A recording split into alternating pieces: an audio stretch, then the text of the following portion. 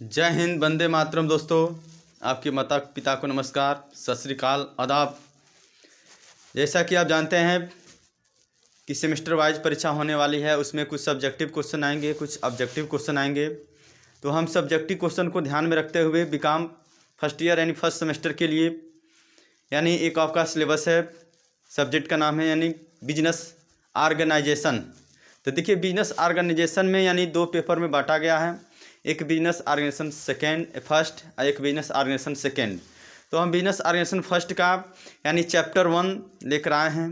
देखिए, सबसे पहले यानी आप क्वेश्चन जैसे पूछ सकता है, व्यावसायिक संगठन से आप क्या समझते हैं, इसके लाभ एवं दोष को बताइए।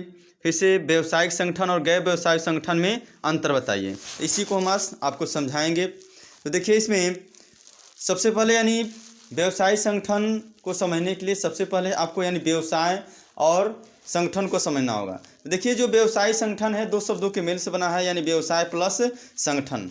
और सबसे पहले हम क्या करेंगे, यानी व्यवसाय को समझेंगे, उसके बाद से संगठन को समझेंगे। तो देखिए, इसमें व्यवसाय का अर्थ एवं परिभाषा में यानी व्यवसाय का अर्थ एवं परिभाषा यानी मनुष्य का जीवन अर्थ प्रधान है। ठीक कहा गया है, अर्थस्थ पुरुषो दास, अर्थात पुरुष अर्थ का दास है। अर्थ यानी क्या, यानी पैसा का दास है। यानी पैसा जो होगा, यानी पैसा है तो सब कुछ है, वरना कुछ नहीं है। यानी पैसा यानी आदमी को क्या गुलाम बना देता है। प्रत्येक व्यक्ति को जीविकोपार्जन हेतु कुछ न कुछ आर्थिक क्रियाएं संपन्न करनी पड़ती है। उसकी भौतिक आवश्यकताओं की पूर्ति होना परम आवश्यक होता है, क्योंकि उनके बिना उसका जीवन व्यतीत होना संभव नहीं होता है। इस प्रकार व्हीलर महोदय कहते हैं कि मौसम की भांति व्यवसाय भी सदैव हमारे साथ रहती है। जैसे मान लीजिए मौसम क्या यानी चेंज होता रहता है, उसी प्रकार यानी आपका बिजनेस में भी यानी निरंतर प्रक्रियाएं चेंज होती रहती हैं। तो इस प्रकार हम कह सकते हैं कि यानी व्यवसाय शब्द यानी बिजनेस, यानी देखिए लिखा है बिजनेस, यानी बिजनेस व्यवसाय को अंग्रेजी भाषा में बिजनेस कहते हैं, जो शब्दकोश के अनुसार इसका अर्थ होता है द स्टेट ऑफ बीइंग यानी बिजी, अर्थात व्यस्त रहने से क्या लगाया जाता है। इस प्रकार यानी बिजनेस को हम दो शब्दों में या दो अर्थों में समझ सकते हैं। एक आर्थिक क्रिया के रूप में यहाँ पर दिया है आर्थिक क्रिया और एक अनार्थिक क्रिया। तो आर्थिक क्रिया क्या होती है, तो आर्थिक क्रिया से आशय ऐसी क्रिया से है जिनका उद्देश्य धन कमाना होता है। इसके विपरीत अनार्थिक क्रिया क्या होती है, तो अनार्थिक क्रिया का उद्देश्य यानी धन कमाना नहीं है। जैसे खेलना हो गया, अपनी दैनिक क्रियाएं संपन्न करना, समाज परिवार एवं देश की निःशुल्क सेवा करना, ये क्या होता है यानी अनार्थिक क्रियाएं हैं। अनार्थिक क्रिया में जैसे धन से रिलेटेड नहीं होता है, आर्थिक क्रिया क्या होता है, धन से रिलेटेड होता है। तो इस प्रकार व्यवसाय से हमारा आशय एक ऐसी आर्थिक क्रिया से है जिसमें वस्तुओं एवं सेवाओं जिसमें वस्तुओं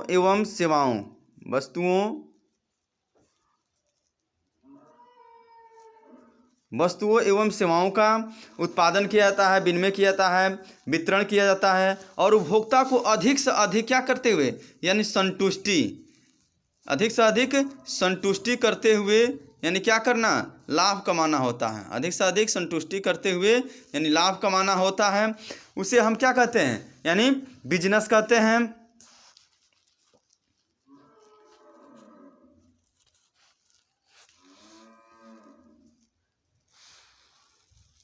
उसके बाद से आप समझेंगे यानी व्यवसाय। तो व्यवसाय होता क्या है, तो व्यवसाय का अर्थ इतना विस्तृत और लोचदार तथा पूर्णांक है, इसकी कोई ऐसी परिभाषा देना अत्यंत कठिन कार्य है जो कि सर्वमान्य हो। व्यवसाय के अर्थ में सामाजिक और आर्थिक प्रगति के साथ साथ परिवर्तन होता रहता है, अतः समय समय पर विभिन्न विद्वानों द्वारा, लेखकों द्वारा व्यवसाय को विभिन्न अर्थों में परिभाषित किया गया है। इसमें देखिए, आपका यानी कोई भी परिभाषा हो तो सबसे पहले उसमें यानी राइटर के अनुसार परिभाषा होना क्या होता है, कंपलसरी होता है। इसमें आपका यानी व्यवसाय को दो भागों में बांटा गया, एक संकुचित अर्थ में और एक आपका विस्तृत अर्थ में। तो संकुचित अर्थ में यानी दो परिभाषा याद कर लीजिए, यानी मैकनाटन के अनुसार। तो मैकनाटन महोदय क्या कहते हैं, मैकनाटन बहुत बढ़िया यानी आपका विद्वान है। यह कहते हैं कि व्यवसाय शब्द से आशय पारस्परिक हितों के लिए वस्तुओं द्रव्य तथा सेवाओं के विनिमय से है। तो देखिए, इसका मतलब ये हुआ यानी वस्तुओं सेवाओं और द्रव्यों का क्या विनिमय करना। विनिमय करने का मतलब क्या, एक्सचेंज करना। तो यानी व्यवसाय में क्या होता है, यानी वस्तु एक स्थान से दूसरे स्थान में जाती है या एक व्यक्ति से दूसरे व्यक्ति को जाती है, तो कैसे जाएगी, तो जब हम एक्सचेंज करेंगे यानी विनिमय करेंगे यानी क्रय विक्रय करेंगे। और वह क्रय विक्रय यानी क्या, प्रतिफल के रूप में होगा। वह प्रतिफल कैसे होगा, यानी पैसे के रूप में होगा। मैकनाटन महोदय ने परिभाषित किया है। उसके बाद से एल.एच. हैने ने भी परिभाषित किया है। तो एल.एच. हैने कहे हैं व्यवसाय से आशय उन मानवीय क्रियाओं से है जो वस्तुओं की क्रय पद्धति द्वारा धन उत्पादन अथवा धन प्राप्ति के लिए की जाती है। यानी इन्होंने यानी पूरा परिभाषा किस पर जोड़ दिया है, यानी किसी भी प्रकार से धन यानी उत्पादन करना है क्या, व्यवसाय कहलाता है। उसके बाद से देखिए इसमें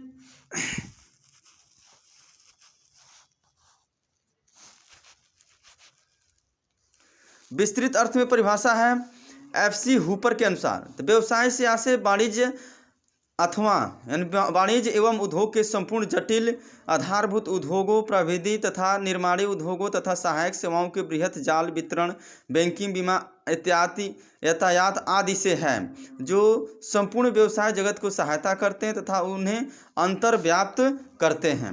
उसके बाद से प्रोफेसर यानी हार्ट ने अपनी परिभाषा में यानी हार्ट के अनुसार, तो हार्ट ने क्या कहा है, तो व्यवसाय का अर्थ सामाजिक रूप से गठित उस विनिमय प्रणाली से है जो वस्तु एवं सेवाओं का उत्पादन एवं वितरण करती है। देखिए हम शुरू में ही बताए हैं व्यवसाय से अर्थ से क्या है, तो व्यवसाय एक ऐसी आर्थिक क्रिया जिसमें वस्तु एवं सेवाओं का उत्पादन किया जाता है, विनिमय किया जाता है, वितरण किया जाता है और अधिक से अधिक संतुष्टि प्रदान करते हुए क्या करना, लाभ कमाना होता है। यानी जब तक आप संतुष्टि प्रदान नहीं करेंगे तब तक वो क्या, व्यवसाय आपका नहीं कहलाएगा। देखिए व्यवसाय में, व्यापार में, पेशा में, वाणिज्य में, उद्योग में क्या होता है, अंतर होता है। तो व्यवसाय क्या होता है, तो व्यवसाय एक ऐसी आर्थिक क्रिया जिसमें वस्तुओं एवं सेवाओं का उत्पादन किया जाता है, विनिमय किया जाता है और ग्राहकों को अधिक से अधिक संतुष्टि प्रदान करते हुए लाभ कमाना होता है। और वहीं पर पेशा क्या है, तो पेशा से आशय, जैसे मान लीजिए पेशा, तो पेशा होता क्या है,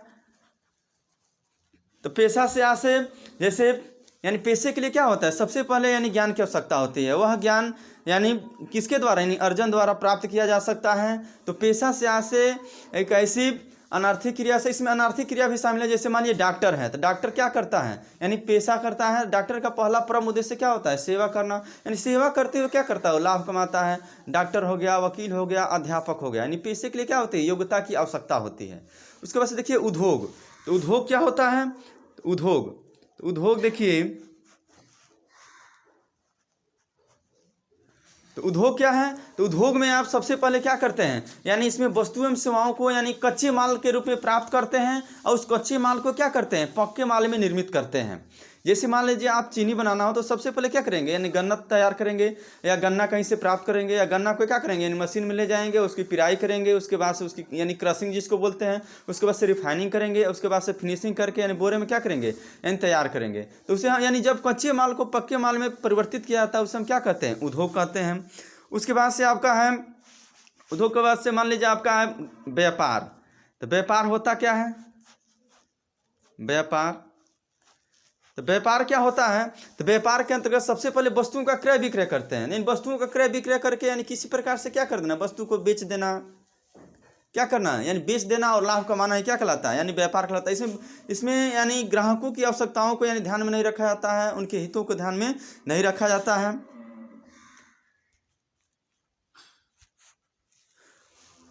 अब देखिए उसके बाद से आपका है आधुनिक परिभाषा में, जैसे मान लीजिए आधुनिक परिभाषा में आप यानी एक राइटर हैं बेयर्ड ओ हिलर।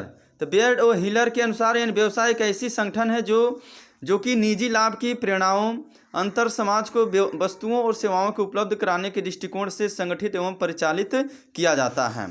इसके बाद से आपका नेक्स्ट परिभाषा है निष्कर्ष। तो निष्कर्ष रूप में आप क्या कह सकते हैं, तो निष्कर्ष रूप में हम कह सकते हैं कि व्यवसाय के अंतर्गत वे संपूर्ण मानवीय आर्थिक क्रियाएं आती हैं जो वस्तु एवं सेवाओं का उत्पादन तथा वितरण के लिए की जाती है, जिनका उद्देश्य अपनी सेवाओं द्वारा समाज की आवश्यकताओं को पूर्ति करते हुए लाभ कमाना होता है। देखिए यहाँ पर यानी समाज की आवश्यकताओं को क्या करेंगे, पूर्ति करेंगे, समाज को क्या करेंगे, संतुष्ट करेंगे। तब उसको जब संतुष्टि प्राप्त हो जाएगा तब आपका क्या बिजनेस अधिक से अधिक चलेगा, आपके व्यापार में क्या लाभ होगा। इसके बाद से देखिए हम संगठन का अर्थ समझेंगे। अब व्यवसाय का अर्थ आप लोग समझ लिए। उसके बाद से संगठन, संगठन का अर्थ एवं परिभाषा। तो देखिए संगठन का अर्थ एवं परिभाषा में सबसे पहले यानी संगठन, तो संगठन का अर्थ क्या है, तो किसी कार्य को प्रारंभ करने से पूर्व उचित रूप से संगठन कर लेना परम आवश्यक होता है। उदाहरण के लिए मान लीजिए कि एक हॉकी का मैच हो रहा है जिसमें एक टीम के खिलाड़ी हैं तो सुव्यवस्थित रूप से अपने अपने स्थानों पर खड़े होकर खेल रहे हैं, किंतु दूसरी टीम के खिलाड़ी असंगठित तथा अव्यवस्थित हैं जो मनचाहे स्थान पर जाकर खेलने लगते हैं। ऐसी दशा में यह निश्चित है कि विजय उसी टीम की होगी जो सुव्यवस्थित रूप से खेल रही हैं। ठीक यही बात व्यापार में भी लागू होता है। यदि कोई व्यापारी अपने व्यापार को सुव्यवस्थित रूप से चलाता है तो उसे लाभ तथा सफलता दोनों ही अवश्य प्राप्त होती है। इसमें केनिथ महोदय कहते हैं कि एक कमजोर संगठन अच्छे उत्पादन को मिट्टी में मिला सकता है, किंतु एक अच्छा संगठन उसके कमजोरियों को उत्पादों को यानी अच्छे उत्पाद के रूप में क्या उभार सकता है। इसके बाद से इसमें जी.ई. मिलवर्ड ने परिभाषित किया है संगठन को, यानी कार्य और कर्मचारी समुदाय का मधुर संबंध ही संगठन कहलाता है। और मैकफार्लैंड ने यानी परिभाषित किया है समान व्यक्तियों के समूह की प्राप्ति हेतु किए जाने वाले यानी कार्यों को संगठन कहते हैं। तो देखिए इसमें संगठन में होता क्या है, तो संगठन यानी दो या दो से अधिक व्यक्तियों का क्या होता है यानी समूह होता है। इसमें यानी संगठन का मतलब यह है, यानी इसका रूप में आप संगठन को यानी समझेंगे, यानी संगठन से आशय, जैसे संगठन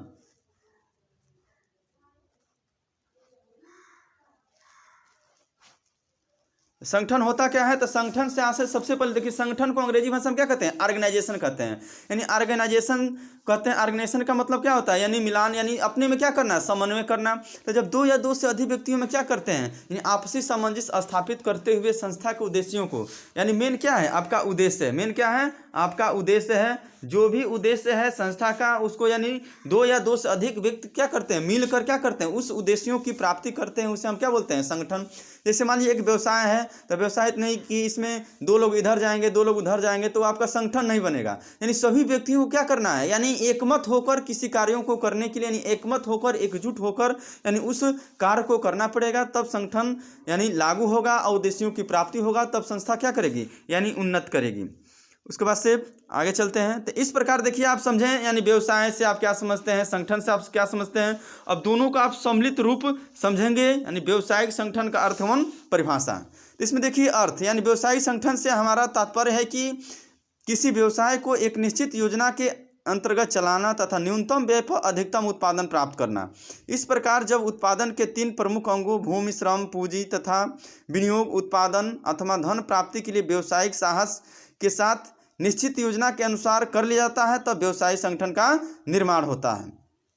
यानी इस प्रकार आप कह सकते हैं कि यानी व्यवसायिक संगठन से आशय ऐसे संगठन से है जिसमें एक निश्चित योजना बनाई जाती है और वह योजना यानी विभिन्न कर्मचारियों विभिन्न प्रबंधकों के मध्य यानी संगठन को स्थापित करते हुए संस्था के उद्देश्यों को क्या प्राप्त किया जाता है, जिसका उद्देश्य ये होता है कि यानी कम से कम लागत में क्या करना अधिक से अधिक उत्पादन करना। और जब अधिक से अधिक उत्पादन होगा तो क्या होगा अधिक से अधिक बिक्री होगा, और जब अधिक से अधिक बिक्री होगा तो अधिक से अधिक क्या करेंगे यानी लाभ कमाएंगे। ठीक है।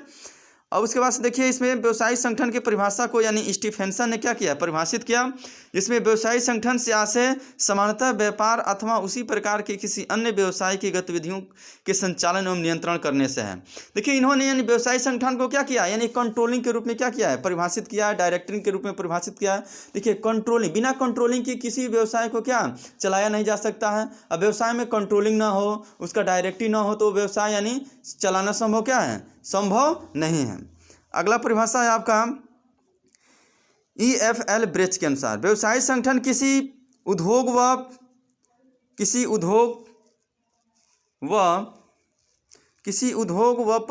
व्यवसायिक संगठन किसी देखिए इसमें EFL ब्रेच के अनुसार व्यवसायिक संगठन किसी उद्योग का कर्तव्य है कि जो उनकी गतिविधियों के निर्माण एवं संपादन से संबंधित हैं, जो कार्यक्रम निश्चित करती हैं, कार्यकलाप की प्रगति का नियमन करती हैं तथा योजनाओं के संदर्भ में उनके परिणामों को मूल्यांकन करती है। इस प्रकार यानी व्यवसायिक संगठन की लक्षण और विशेषता में पहला पढ़ेंगे आप यानी व्यवसायिक संगठन की लक्षण एवं विशेषता, यानी पहला हेडिंग आपका है यानी व्यक्तियों का समूह।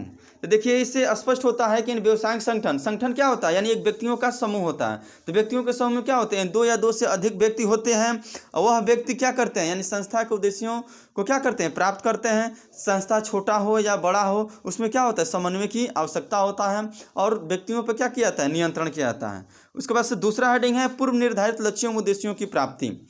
इसमें देखिए व्यवसायिक संगठन के यानी निर्धारित उद्देश्य क्या पहले से क्या होना चाहिए, निर्धारित होनी चाहिए। जैसे पहले से निर्धारित होना चाहिए कि काम कब, क्यों, कैसे, किस प्रकार करना है, नीति कैसे बनाना है। यानी व्यूह रचना को क्या पहले से यानी निर्धारित करना चाहिए और उसी व्यूह रचना के आधार पर कर्मचारियों के कार्यों का क्या करना चाहिए, बंटवारा करना चाहिए। अगला है विभिन्न व्यक्तियों में कार्यों में सामंजस्य एवं सहयोग। अब देखिए कोई व्यक्ति है तो उसको कार्य दिया गया है, तो यानी मान लीजिए कोई व्यक्ति यानी अपने में क्या होता है, पूर्ण नहीं होता है, किसी में कुछ कमी होती है, किसी में कुछ कमी होती है। तो एक व्यक्ति को एक दूसरे की क्या करना चाहिए, यानी सहायता करनी चाहिए, सहयोग करना चाहिए। यदि किसी व्यक्ति को कुछ नहीं आता तो क्या समझाना चाहिए कि ऐसे करो तो आएगा, ऐसे करेंगे तो क्या आपका काम हो जाएगा। उसके बाद से व्यवसायिक क्रियाओं का निर्देशन, संचालन, नियंत्रण। तो देखिए व्यवसायिक जो क्रियाएं होती हैं उसका निर्देशन, संचालन और नियंत्रण करना चाहिए, क्योंकि निर्देशन, संचालन और नियंत्रण के द्वारा ही हम संस्था के उद्देश्य को क्या कर सकते हैं, प्राप्त कर सकते हैं। इसके अभाव में संस्था के उद्देश्य प्राप्त नहीं हो सकते हैं। उसके बाद से विभिन्न साधनों की व्यवस्था करना। तो व्यवसायिक संगठन विभिन्न क्रियाओं का निष्पादन करने के लिए मानव पदार्थ तथा अन्य साधनों की कुशलतम व्यवस्था करते हैं। जैसे मानव पदार्थ में जिसके कर्मचारी को क्या करता है, भर्ती करता है, चयन करता है, उसको प्रशिक्षण देता है, यानी साधन को क्या करता है, इकट्ठा करता है। उसके बाद से कला और विज्ञान। तो व्यवसायिक संगठन क्या है, एक कला है तथा विज्ञान है, इन दोनों है, इन दोनों का क्या है, मिश्रण है। यानी कला में मतलब क्या, कार्य करने की युक्ति या ढंग उसमें होनी चाहिए। कला मतलब यानी कार्य करने की युक्ति और ढंग होना चाहिए। और विज्ञान मतलब क्या, उसको पास यानी एक क्रमबद्ध ज्ञान होना चाहिए, यानी एक विवेक के द्वारा क्या करे, वो व्यवसाय को अपने में लागू करें। उसके बाद से व्यवसायिक संगठन के उद्देश्य। तो व्यवसायिक संगठन के उद्देश्यों को निम्न भागों में बांटा गया है। इसमें देखिए आपका व्यवसायिक संगठन के उद्देश्य में यानी पहला दिया है यानी पूर्व निर्धारित लक्ष्यों की प्राप्ति करना। तो पूर्व निर्धारित लक्ष्यों की प्राप्ति करना में आप समझेंगे यानी प्रत्येक क्रिया किसी न किसी लक्ष्य की पूर्ति के लिए की जाती है। व्यवसाय भी एक क्रिया है तथा इसका भी लक्ष्य निर्धारित किया जाता है। व्यवसायिक संगठन के माध्यम से उन लक्ष्यों को प्राप्त किया जाता है। उसके बाद से दूसरा हेडिंग है व्यवसाय की कुशलता में वृद्धि करना। यानी व्यवसायिक संगठन का उद्देश्य होता है कि व्यवसाय की कार्य कुशलता में क्या करें, वृद्धि करें। यानी आपका संगठन बढ़िया रहेगा तो व्यवसाय क्या वृद्धि करेगा, संगठन खराब रहेगा तो आपका प्रतिकूल प्रभाव होगा। उसके बाद से विभिन्न विभागों के मध्य समन्वय स्थापित करना। उसके बाद से विस्तीर्ण में लाभ प्राप्त करना। उसके बाद से न्यूनतम लागत पर अधिकतम उत्पादन। देखिए हमारा जो व्यवसाय का मेन उद्देश्य होना चाहिए कि हम कम लागत पर क्या करें, अधिक से अधिक उत्पादन करें। और अधिक से अधिक जब उत्पादन होगा तो बिक्री अधिक होगा, बिक्री अधिक होगा तो क्या आपको यानी लाभ ज़्यादा मिलेगा। उसके बाद से व्यवसाय का उद्देश्य ये भी होना चाहिए कि सेवा की भावना हो। यानी आप क्या करें, ही नहीं बिजनेस करें तो किसी का जेब काट लें, यानी जेब में से पैसा निकाल लें। जेब में से पैसा निकालिए लेकिन उसको निकालने का ढंग अलग होना चाहिए। यानी व्यक्ति को खुश करते हुए क्या करना, यानी बिजनेस करना, उसको सेवा भाव देते हुए क्या करना, इनकम करना होता है। समय तथा प्रयत्नों में मितव्ययिता होना चाहिए। यानी व्यवसाय कीजिए लेकिन समय भी क्या ऐसा लगाइए कि यानी नहीं कि पूरा समय अपने बिजनेस में लगा दीजिए, कुछ समय बचा कर भी रखिए। यानी समय महत्वपूर्ण होता है इसमें। प्रभावी नियंत्रण बनाए रखना। देखिए बिना नियंत्रण के कोई व्यवसाय यानी बढ़िया से यानी लागू नहीं हो सकता है, बढ़िया से नहीं चल सकता है। इसलिए प्रभावी नियंत्रण होना क्या होता है, आवश्यक होता है। उसके बाद से देखिए अन्य उद्देश्य में इसमें दिया है आपका सेवा की भावना जागृत करना, समय तथा प्रयत्नों में मितव्ययिता करना, प्रभावी नियंत्रण बनाए रखना। उसके बाद से अन्य उद्देश्य में दिया है देश के साधनों का देश के हितों में उपयोग करना। यानी देखिए देश के साधन हैं तो देश के ही हितों में प्रयोग करना चाहिए, नहीं कि अब उसको यानी अलग हितों में प्रयोग करना चाहिए, देश के विरुद्ध कार्य नहीं करना चाहिए। उसके बाद देखिए व्यवसायिक संगठन, आपका नेक्स्ट क्वेश्चन है व्यवसायिक संगठन और गैर व्यवसायिक संगठन में अंतर। तो देखिए जो व्यवसायिक संगठन होता है, गैर व्यवसायिक संगठन होता है, दोनों में क्या होता है, अंतर होता है। अंतर का आधार यानी 3 कॉलम है, अंतर का आधार व्यवसायिक संगठन और यानी अन्य संगठन या गैर व्यापारिक। उद्देश्य, तो सबसे पहले व्यवसायिक संगठन का उद्देश्य क्या होना चाहिए, तो व्यवसायिक संगठन का उद्देश्य क्या होना चाहिए, लाभ कमाना होना चाहिए। लेकिन दूसरा उद्देश्य क्या होना चाहिए, सेवा करना। यानी बिना सेवा के आप क्या कर सकते हैं, बिना सेवा के यानी बिजनेस को स्टार्ट नहीं कर सकते, यानी सेवा करते हुए क्या करना है, लाभ कमाना होता है। उसके बाद से गैर व्यवसायिक संगठन में इनका उद्देश्य समाज की सेवा करना, जैसे कला, शिक्षा, धर्म विकास के लिए कार्य करना। उसके बाद से दूसरा है लाभ का वितरण करना, यानी लाभ व्यवसाय के स्वामियों के मध्य क्या होता है, बांट दिया जाता है। लेकिन गैर व्यवसायिक संगठन में क्या होता है, इसका संपूर्ण लाभ यानी समाज को बांट दिया जाता है। यानी गैर व्यवसायिक संगठन, देखिए गैर व्यवसायिक संगठन से आज ऐसे संगठन से जिसका उद्देश्य क्या होता है, सेवा करना। जैसे मान लीजिए क्लब हुआ, अस्पताल हुआ, कैंटीन हुआ, ये सब क्या है आपका, यानी गैर व्यवसायिक संगठन है। उसके बाद से देखिए उपयोगिता का सृजन, यह वस्तुओं के समय, स्थान, रूप, अधिकार संबंधी उपयोगिता का प्रदान करता है। इसमें यानी गैर व्यवसायिक संगठन में ये इस प्रकार की उपयोगिता नहीं करता है। उसके बाद से पूंजी का विनियोजन, यानी व्यवसायिक संगठन में क्या पूंजी का विनियोजन करना पड़ता है, लेकिन इसमें पूंजी लगाई जाती है। लेकिन गैर व्यवसायिक संगठन में पूंजी नहीं लगाई जाती है, क्योंकि पूंजी यह यानी संस्थाओं को क्या दूसरे से मिलती है, चंदा के रूप में मिल सकती है, उपहार के रूप में मिल सकती है। उसके बाद देखिए कर्मचारियों का प्रतिफल, इसमें कार्य करने के लिए कर्मचारी को क्या वेतन दिया जाता है।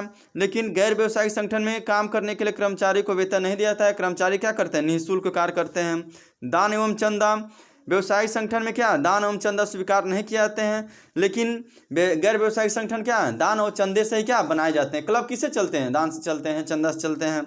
प्रारूप, यानी व्यवसायिक संगठन के अनेक प्रारूप हो सकते हैं, लेकिन गैर व्यवसायिक संगठन क्या होते हैं, यानी अनेक प्रारूप नहीं होते हैं। उसके बाद से देखिए लेखांकन, तो व्यवसायिक संगठन के अंतर्गत यानी जो भी लेखा होता है यानी वर्ष के अंत में किया जाता है, इसमें लाभ हानि यानी ज्ञात किया जाता है। लाभ हानि के लिए पीएल अकाउंट बनाएंगे, उसके बाद से आर्थिक चिट्ठा बनाएंगे, क्या करने के लिए, संपत्तियों और दायित्वों को जानने के लिए। लेकिन गैर व्यवसायिक संगठन में क्या होता है, इसमें प्रत्येक वर्ष लाभ हानि खाता न बनाकर क्या बनाता है, यानी आय व्यय बना जाता है। आय व्यय खाता या आगम शोधन खाता बनाया जाता है। आय व्यय खाता या आगम शोधन खाता से हम क्या करते हैं, व्यवसाय की यानी लाभ और हानि को जानते हैं। उसके बाद से विधान, अगला है विधान, तो इसके विभिन्न प्रकार के विधान के अंतर्गत पढ़ें। इसके विभिन्न प्रकार के संगठनों के लिए अलग अलग विधान है, जैसे साझेदारी के लिए साझेदारी अधिनियम, और इसमें गैर व्यवसायिक संगठन के लिए इनमें संबंधित अधिनियम यानी पंजीयन होना चाहिए। फिर से प्रभाव, इनका देश के आर्थिक विकास पर सर्वाधिक प्रभाव पड़ता है, और गैर व्यवसायिक संगठन में इनका देश के सामाजिक, राजनीतिक और नैतिक स्तर पर ऊंचा उठाने पर प्रभाव पड़ता है। जय हिंद, वंदे मातरम। यदि वीडियो अच्छी लगी हो तो लाइक करें, तक अधिक से अधिक वीडियो को शेयर करें, ताकि हम अपने वीडियो को अग्रसर बनाते रहें, हमको मोटिवेशन मिलता रहे। जय हिंद, जय भारत, इनकलाब जिंदाबाद।